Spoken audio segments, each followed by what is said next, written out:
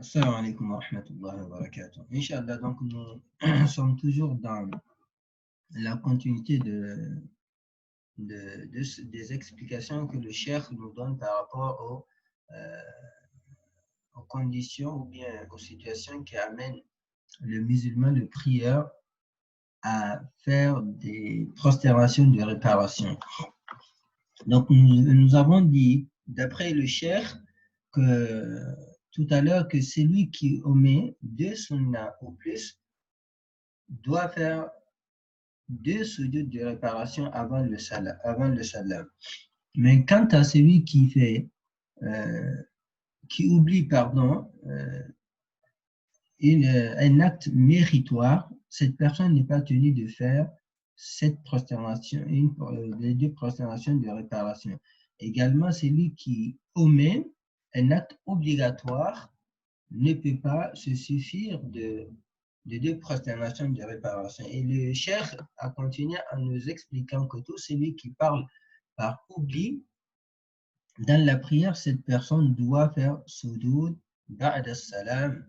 Également, il a dit وَمَنْ سَلَّمَ مِنْ رَكَعَتَيْنِ, tout celui qui a fait son salam après avoir prié que 2 rakats au lieu de 3 pour Maghrib ou 4 pour Dhuhr, Asr et Isha, cette personne est appelée à faire 2 sujoud ba'da salam. Il complète et il fait 2 sujoud ba'da salam parce que dans sa deuxième rakat, en fait, la deuxième rakat ne comporte pas de salam, alors que lui, il a fait le salam. Il ne faut pas considérer dans cet endroit précis ou dans ce moment précis que la personne a diminué sa prière. Parce que par malcompréhension, on peut se dire, mais il a fait le salam, donc il a diminué, il n'a pas apporté deux rakats qu'on doit apporter. Ne l'oubliez pas, quand il se rappelle, il se lève, il apporte ces 2 rakats. Donc sa prière est composée de 4 rakats complètes. Mais si on essaie d'examiner sa prière, qu'est-ce qu'on constate? On va constater que dans la deuxième rakat, il a fait le salam, alors que le salam n'a pas lieu d'être. Donc, c'est pourquoi on considère que cette personne a ajouté dans sa prière, alors il doit faire ce doute ba'da salam. Maintenant, pour ceux qui l'ont oublié, Inch'Allah, nous allons faire un rappel très rapide de ce que le cheikh a classé comme étant fara'id, c'est-à-dire actes obligatoires de la prière. Ces actes-là, si on les omet, deux prosternations de réparation ne suffisent pas pour réparer la prière. Il faut obligatoirement, si c'est dans une rakat précise, par exemple, ce qu'on va citer, Inch'Allah, qu'on va voir, ce que le cheikh a cité, si vous les omettez dans une rakat, alors toute cette rakat est perdue. Il faut, par exemple, si on est dans la deuxième rakat, on commet l'erreur dans la deuxième rakat, qu'est-ce qu'il faut faire? Il faut remplacer la deuxième rakat. Et si c'est dans la prière, on ne sait pas exactement où c'est. Par exemple, on le met carrément jusqu'à la fin de la prière, on fait le salam. Alors, vu qu'on n'a pas la possibilité de réparer avec deux prosternations, cette prière n'est plus valable. Donc, le cheikh, il dit fara'id as-salah, les actes obligatoires de la prière. Et ce sont des actes qu'il a énumérés, il les a comptabilisés au nombre de 9. Retenez bien, 9 actes obligatoires pour la prière d'après le cheikh Abu Zayd Abdurrahman ibn Muhammad al-Akhdari. La première, il dit an-niyyatu salatul mu'ayyan, l'intention qu'on formule de prier une prière précise, c'est-à-dire on formule l'intention de prier Dhuhr ou Asr ou Maghrib ou Isha ou Salatul Fajr. On ne peut pas formuler l'intention de venir prier avec une seule intention de faire Dhuhr, Asr, Maghrib, Isha, etc. Donc, le fait de formuler l'intention de prier telle ou telle prière, ça c'est une obligation. Rappelons une chose, cette niya, cette intention n'a pas de formule spécifique à prononcer. C'est-à-dire, il n'y a pas de parole ou bien de phrase construite que le musulman doit prononcer pour pouvoir faire sa prière.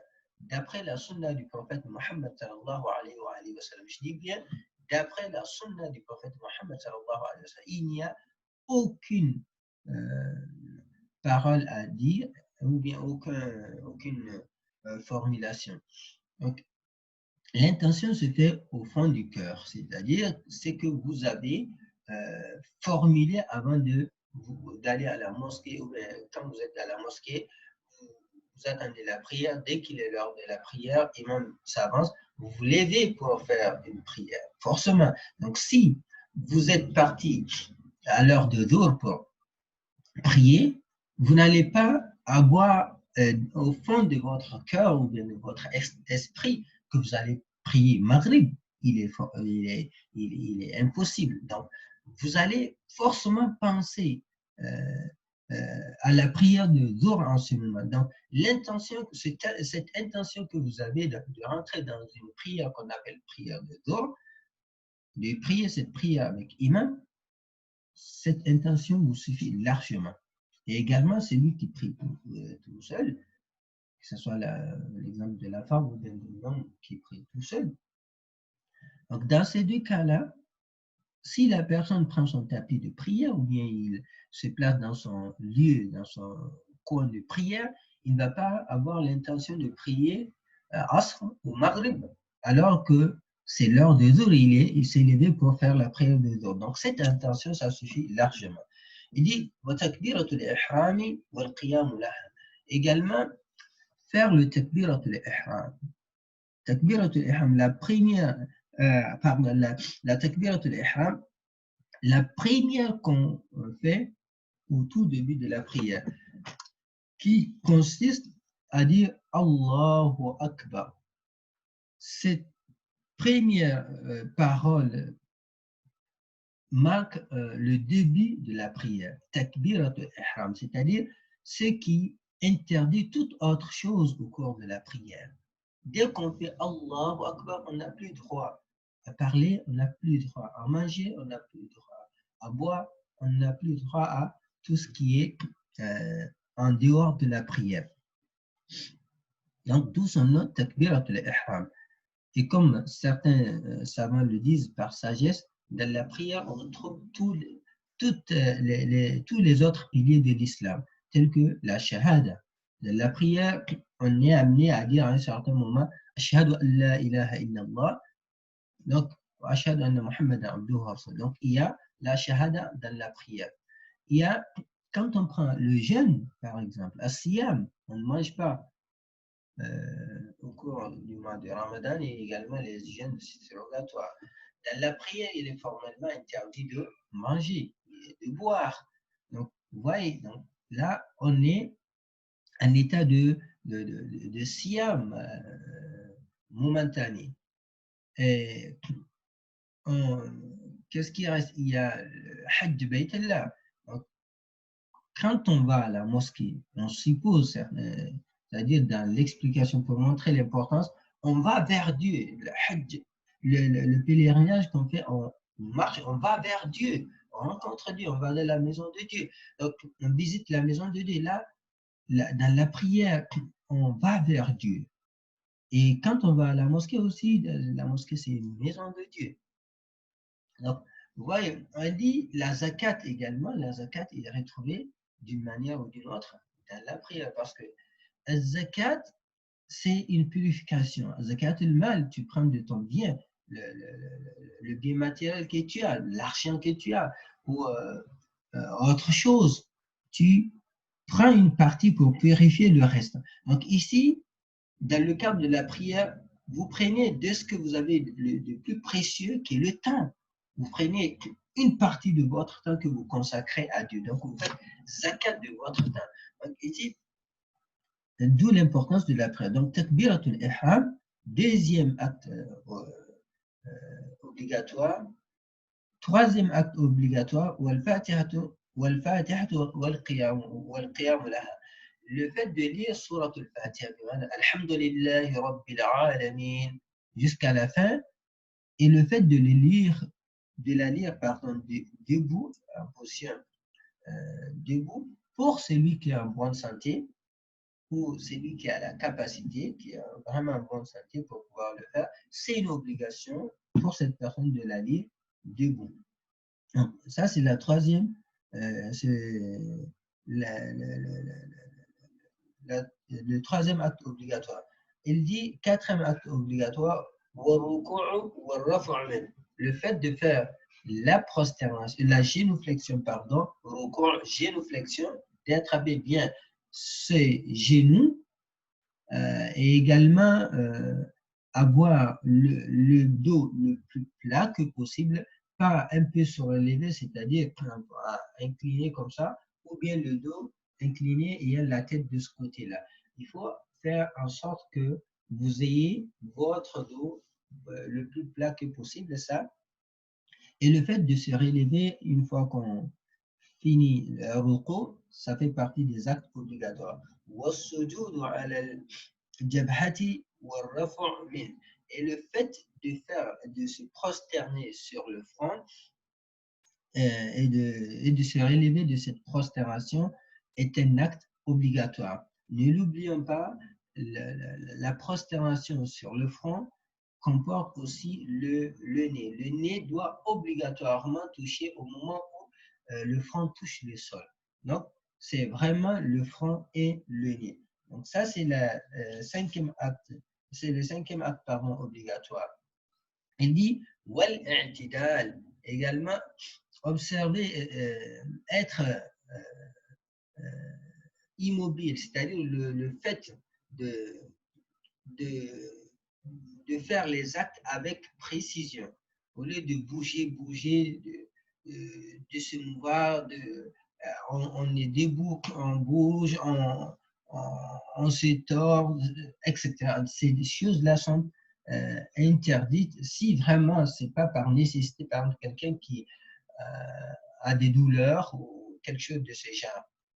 C'est autorisé dans ce cas-là. Mais vraiment observer cette immobilité lorsqu'on se relève, par exemple, lorsqu'on prie avant de faire l'inclinaison, lorsqu'on se lève de l'inclinaison, quand on fait Sami Allahu liman hamda rabbana wa lakal hamd, c'est pas, faites attention, en ce moment, il y a certaines personnes qui, par erreur, ne se redressent même pas, ils vont directement aller faire un sujoud. Ça, c'est une erreur d'aller faire directement la prosternation. Il faut obligatoirement se lever, Sami Allahu liman hamda, et avoir le corps vraiment debout, dans une position debout correcte. Et d'ailleurs, ce qui a été rapporté dans la sunna du prophète Muhammad sallallahu alayhi wa sallam, c'est que les jours ont expliqué, c'est au moment où on se lève qu'on dit Sami Allahu liman hamda et le Rabbana wa lakal hamd, que ce soit pour imam ou que ce soit pour Ma'moum, celui qui suit imam ou celui qui prie seul, c'est vraiment quand il se sent debout, tout droit, qu'il dit, il doit dire Rabbana wa lakal hamd. Le Rabbana wa lakal hamd ne doit pas se dire au moment où on se relève du ruku'. Il faut vraiment être en position debout pour dire Rabbana wa lakal hamd. Et c'est lui qui connaît d'autres choses telles que Hamdan kathiran tayyiban mubarakan fi, tout ça c'est bien.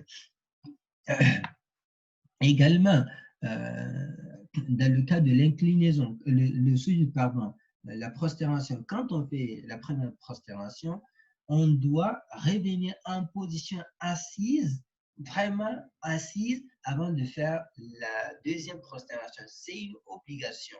Si vous l'abandonnez exprès, alors votre prière sera nulle. Et d'ailleurs, ce qui a été enseigné avec plusieurs types d'invocations, dont je vous dis la plus simple, quand on fait la première prosternation, on vient s'asseoir d'abord, étant bien assis, on dit 2 fois Rabbi gfirli, Rabbi gfirli. Dieu pardonne-moi, Dieu pardonne-moi. C'est simple. Il faut le dire en position assise, et une fois qu'on finit de la dire, cette invocation-là, c'est en ce moment qu'on doit aller faire la deuxième prosternation. Je n'ai pas dit en revenant à cette étape. Malheureusement, il y a certaines personnes qui en revenant de la première prosternation, en même temps, Allah Akbar, et avant même de s'asseoir, dire Rabbi Firli ou les autres invocations. Non, il faut vraiment être en position assise pour dire Rabbi Firli, ces deux-là. Et ne pas dire ces invocations en allant faire la deuxième prosternation. Non, étant assis, il faut les finir avant d'aller faire la seconde prosternation. Le chef, il dit septième acte obligatoire, et le fait de se tenir droit dans la prière, en position debout, c'est-à-dire le fait vraiment d'être correctement debout, de ne pas être penché, de ne pas comment dire, être tordu. Nous avons vu quand il a dit le fait d'observer après la prosternation, la génuflexion quand on se lève, se mettre debout et attendre. Et entre les soudures aussi. Donc, ici, le cheikh, il ajoute, il dit, le fait de se tenir droit, ça aussi, ça fait partie des actes obligatoires. Ensuite, il dit enchaîner les actes obligatoires. Mettre chaque acte obligatoire à sa place est un acte obligatoire aussi. C'est-à-dire, premier acte obligatoire, on le met en première position. Deuxième acte obligatoire qui vient en deuxième position. Troisième acte obligatoire en troisième position, etc. etc. Ne pas intervertir, c'est-à-dire prendre le troisième acte obligatoire, l'amener en première position, ainsi de suite. Donc, faites attention, le fait de les enchaîner est un acte obligatoire aussi. Il dit والسلام والجلوس والجلوس الذي يقارنه. Également, le fait de faire le salam, assalamu alaikum wa rahmatullah, cet acte-là est un acte obligatoire, et également le fait de dire le salam en position assise. Ne pas finir son tahiyyatu, salat ibrahimiya, les invocations qui viennent après, et puis se lever, en se levant, on dit assalamu alaikum wa rahmatullah. Ou bien on se lève, en voulant partir, on dit assalamu alaikum wa rahmatullah. Là, on doit obligatoirement le dire en position assise. Donc, c'est ce qui constitue les actes obligatoires que le cheikh a listé. Donc, Inch'Allah, nous allons revenir sur les actes méritoires pour pouvoir bien les cerner.